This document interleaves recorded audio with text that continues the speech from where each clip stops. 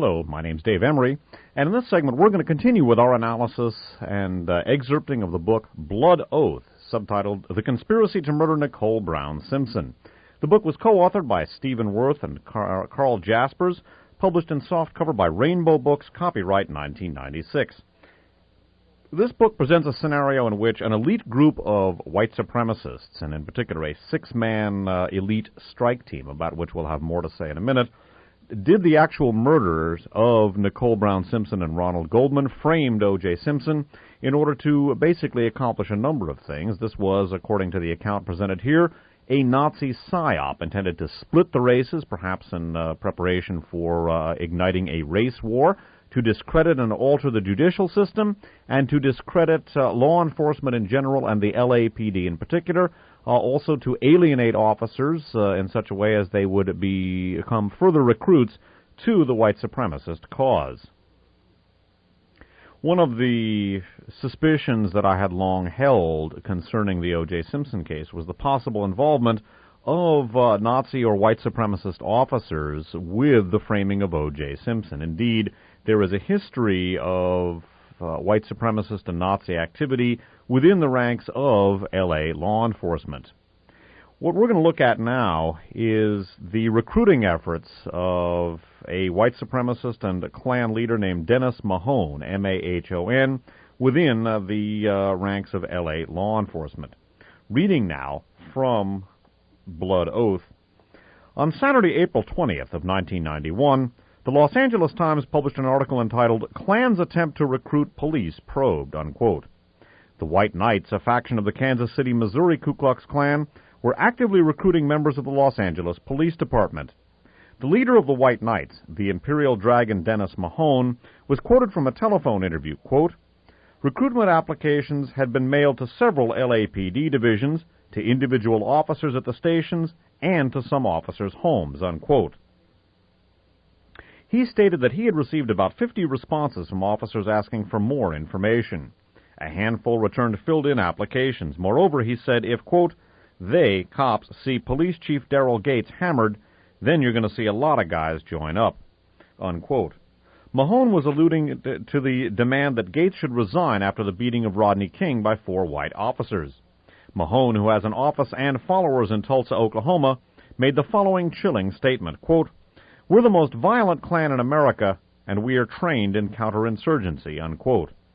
Continuing his recruitment in November of 1991, Dennis Mahone traveled to an area near Königs Wusterhausen in Germany to organize German skinheads. In a speech he bellowed, quote, "Race, nation, family, Sieg Heil," unquote. Well known to all were a series of trials in Los Angeles following the riots and their accompanying investigations. Equally publicized was the resignation of Police Chief Darrell Gates. We're going to have more to say about Dennis Mahone later on in the program.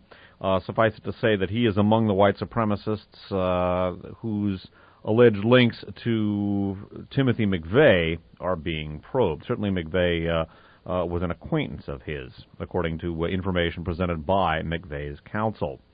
We've touched, in fact, on the alleged Dennis Mahone connection in an article that from the Los Angeles Times that I read this past winter. I would also note that there is indeed a history of white supremacist activity within the ranks of L.A. law enforcement. I've noted in the past a group called the Vikings, basically. A discussion of the Vikings is presented in Blood Oath as follows. An investigation into possible racist deputy gangs focused on the Linwood station where allegations were made by the Long Beach Press-Telegram and other newspapers. In a lawsuit brought against the County of Los Angeles by the plaintiffs, Judge Thomas Hatter found in Thomas, and that gives the court name, findings of fact and conclusions of law that, quote, "Many of the incidents which brought this motion involved a group of Linwood area deputies who were members of a neo-Nazi white supremacist gang, the Vikings, which exists with the knowledge of departmental policymakers." So again, there is a history of white supremacist activity within the L.A. Police Department. Note, in particular, Dennis Mahone and his White Knights group. Note Mahone's connections with German fascists, networking between American and European fascist groups, German in particular, is something I have discussed in numerous programs, including the aforementioned Specialized Knowledge and Abilities series. According to the informant codenamed Skinner, who basically broke this information to the authors, the White Knights and Dennis Mahone were far more successful in recruiting L.A. law enforcement officers than the authorities in Los Angeles were aware of. Skipping down, we read, and this is quoting someone named, quoting, I believe, the Deliverer here. Again, all of the white supremacist members of CAUSE are identified by code names only. Quote, "Now, I didn't call this meeting to plan the ultimate party without doing a little preliminary investigating. We all remember when the White Knights recruited some of the Los Angeles police officers in 1991, and how that other nigger lover Danny Welch, the director of Klan Watch, claimed only a handful of the officers had joined. Well, he was wrong. He'll need more hands than he's got attached to his effing body to count the amount of cops within the LAPD and the Los Angeles Sheriff's Department that are on our side. By the time the dumb sons of expletive deleted started to realize white power was among them, it was too late to do anything but appoint that liberal ex-judge Colts to try to get our people out of the L.A. Sheriff's Department. We've even got sheriff's deputies inside the court system watching judges." Quote, "He may have made some noise, but our numbers have grown, especially after that nigger Rodney King suit against the city and LAPD officers. You'd think it couldn't get much better, but it does. I made some discreet inquiries, and the response I got only convinced me further that this action was destined to occur. Not only do police officers exist within the LAPD who know Simpson, but they have access to information about published and unpublished abuse cases that name him. It gets even better. There are friendly officers in the exact station house which would probably respond to the murder. If it appears that I can't control my exhilaration, that's because of some of the preliminary information that I've already received. We've got access to the LAPD computer databases via our moles, and their information is priceless." Unquote. So again, white supremacist moles within L.A. law enforcement, according to the account presented by Skinner, were providing field-level intelligence to the CAUSE strike team for Operation Thunderbolt. Continuing, "Simpson has been divorced from his wife since October of 1992, and there are some 911 tapes that will target him and provide a motive. The LAPD is filled with guys who would like to retire with the big celebrity homicide arrest under their belt. They'll make sure that the investigation points toward Simpson from the get-go. They said the new DA Garcetti doesn't want any foul-ups by the prosecution in any future cases. They've been burned in so many high-profile cases, they'll want to tie this one up as quickly as possible, especially when they'll have an avalanche of evidence waiting to seal the nigger's fate. We've got the perfect Trojan horse inside the police department. I think this one guy wants to do this more than we do. He keeps supplying information and ideas as if he was an encyclopedia filled with knowledge about Simpson. He hates O.J.'s guts."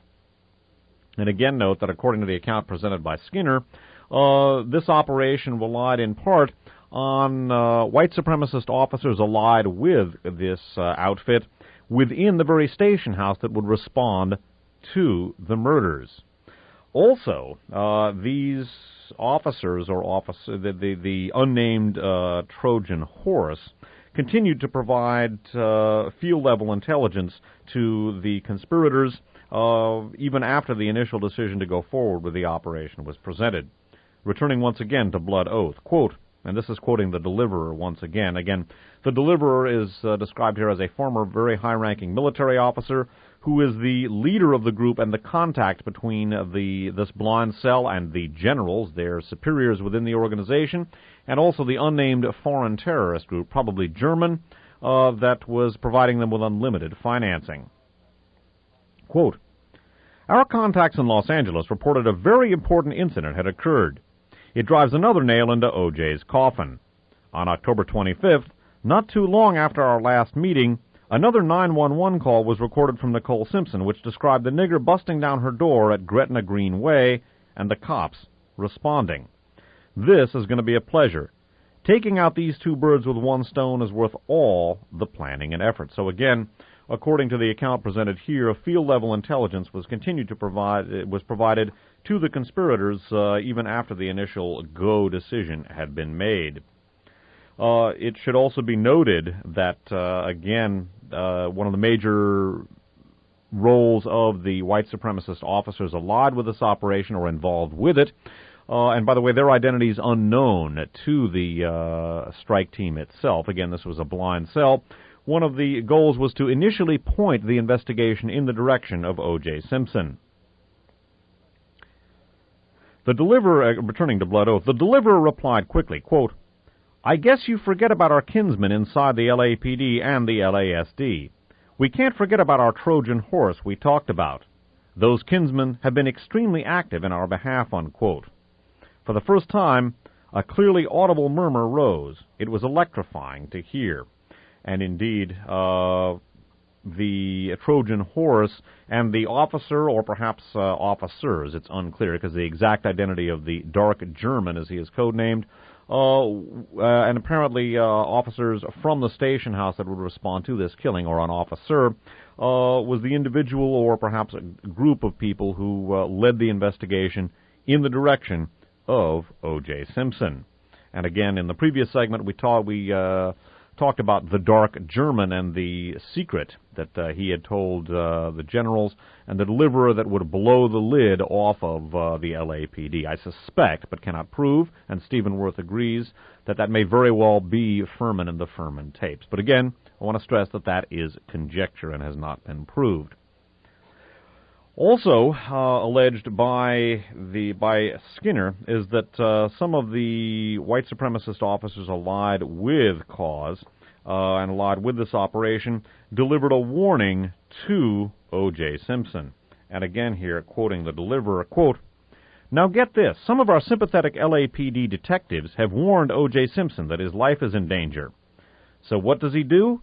It's insulting enough that this nigger is responsible for bringing mud children into our world, but this mother bleeper spends time raising money for the Zogs," and it refers to O.J. Simpson's apparently having raised money for various Jewish charity causes. And so again, according to the account presented here, these officers actually delivered a warning to O.J. Simpson. That in and of itself has not been confirmed, but there is an account from a printed source that maintains that O.J. Simpson was indeed warned that a KKK-type group was after him and was threatening him with death. Returning to Blood Oath, this was corroborated by Cato Kalin in the book The Whole Truth by Mark Elliott, pages 244 and 5. Quote, "O.J. told Cato he was worried about what he referred to only as, quote, some KKK group, unquote. He believed they were out to get him. Several times during the months Cato lived at his house, he told him about a group he knew of that hated blacks and Jews, and because he was black and an active fundraiser for several Jewish charitable organizations, he was a top target on their hit list. He was convinced that his life was in danger and that they wouldn't rest until he was dead. He told Cato he had heard about this from several of his detective friends, and that the FBI had also been in contact to warn him.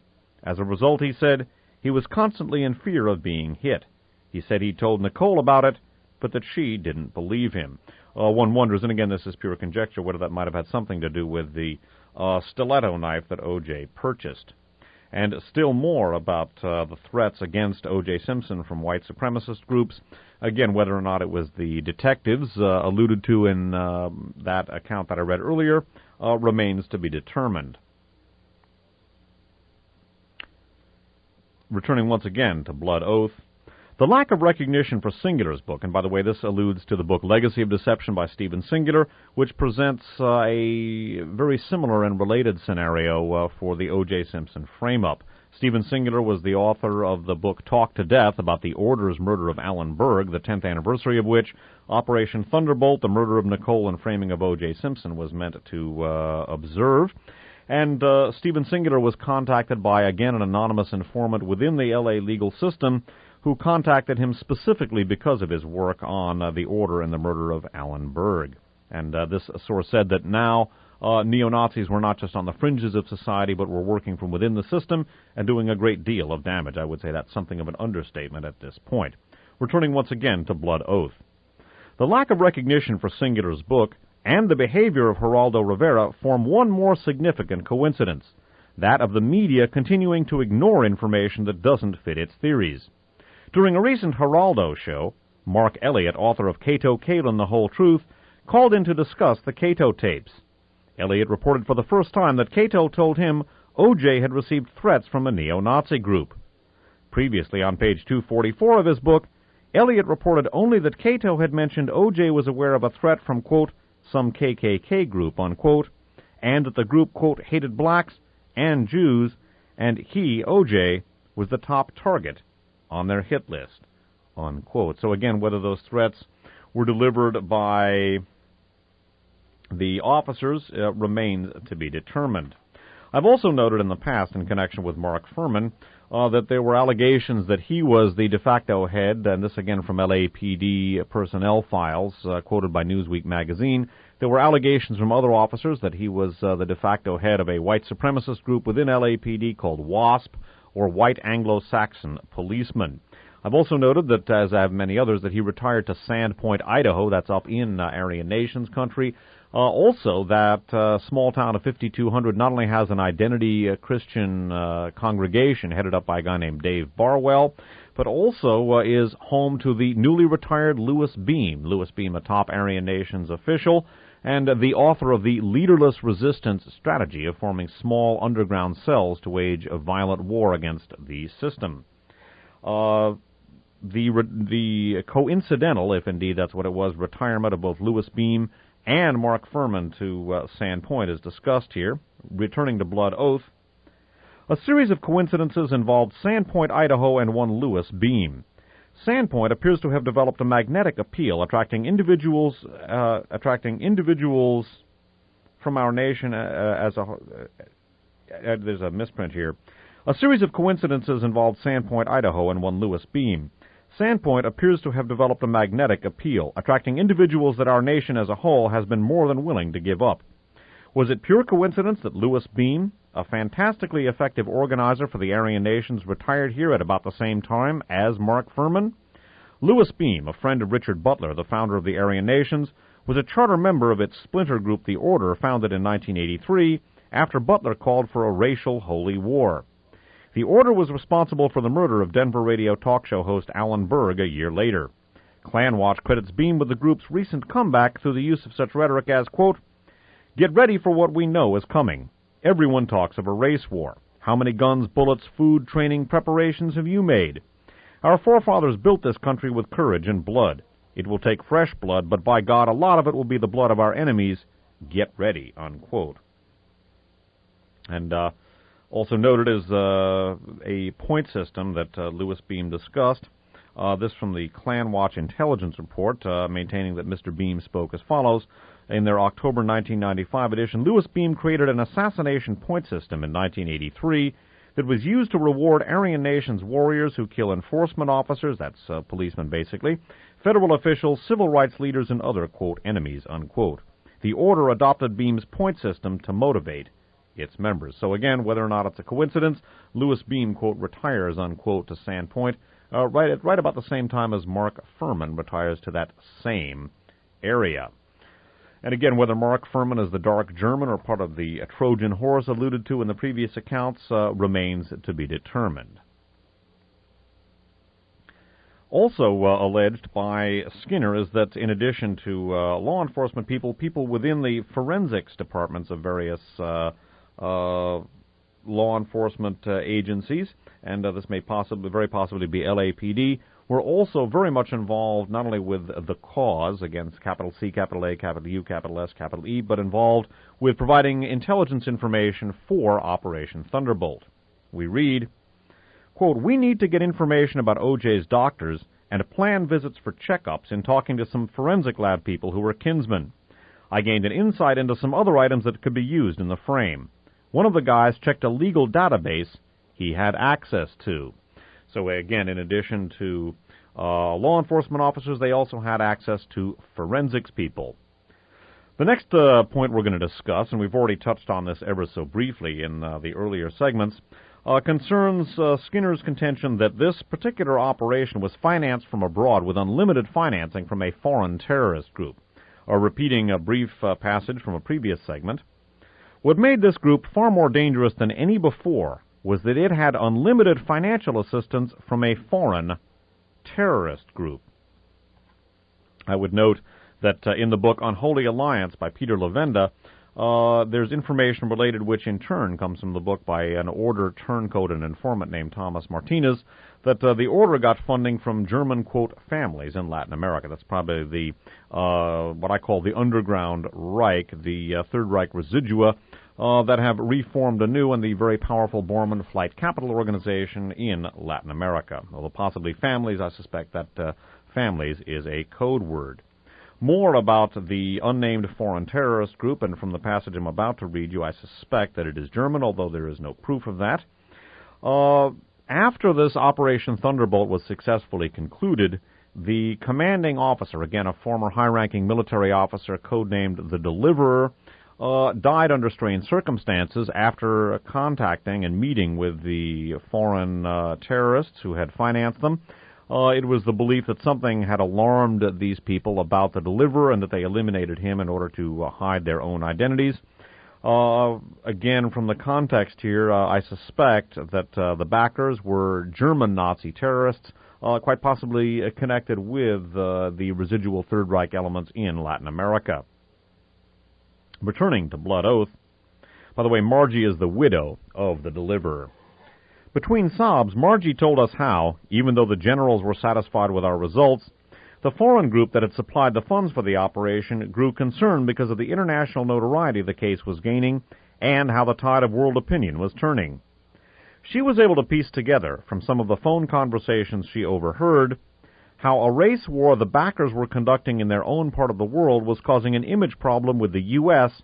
and its allies. Again, I suspect that is that implies that the backers were German Nazis, possibly with roots going all the way back to the Third Reich. Again, they shortly after German reunification, Nazi elements in Germany became resurgent and began conducting some highly visible pogroms against immigrants, foreigners, and others. That did indeed cause an image problem with the U.S. and its allies. Beginning again, she, that's Margie, the Deliverer's widow, she was able to piece together from some of the phone conversations she overheard how a race war the backers were conducting in their own part of the world was causing an image problem with the U.S. and its allies. She was sure the backers had killed her husband to silence him. They didn't know how truly committed he was. He would never have come forward about the assassination without their approval. She said he had secretly left the country via Canada to meet with them. She didn't know who they were. They were known only to the Deliverer.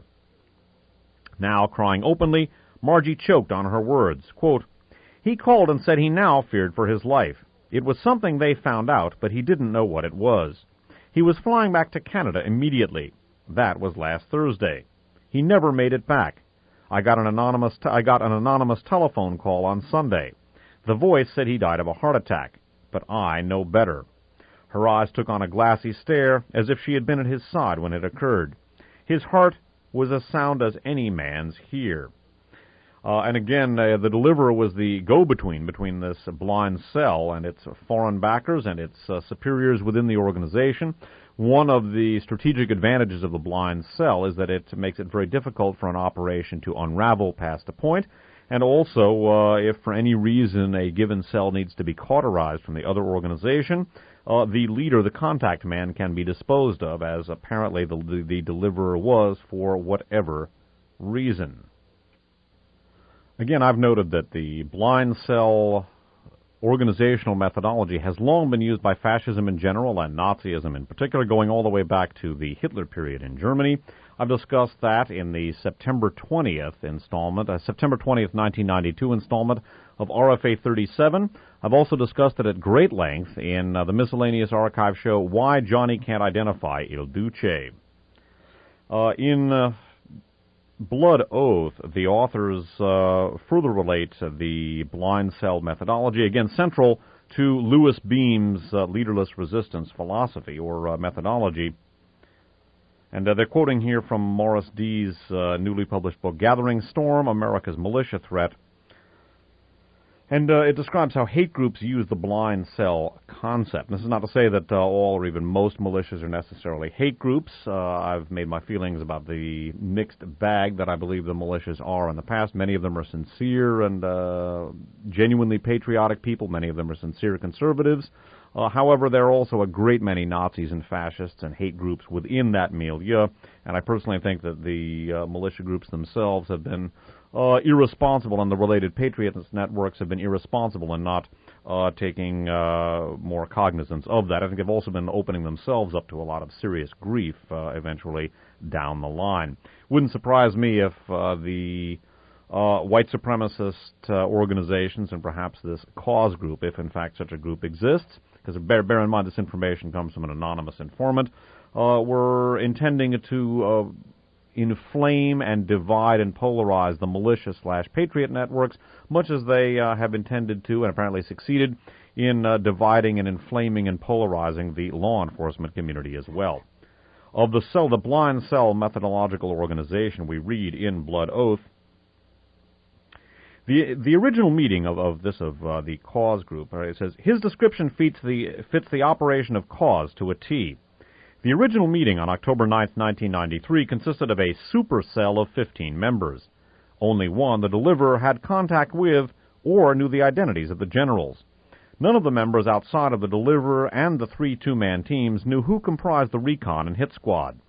These 6, plus the deliverer, made up a typical blind cell whose members did not know the identity of the Dark German or any other member or sympathizer actively assisting their mission. And again, after the deliverer was dispatched, that prevented any of the members of this blind cell from finding out anything more about the command structure behind them. In our next segment, we're going to go into how, according to Skinner, the conspirators, this elite 6-man strike team, obtained a sample of O.J. Simpson's blood to be planted at the scene of the crime in order to frame O.J. Simpson. That in our next segment. That concludes this segment. My name is Dave Emory. Thanks for listening.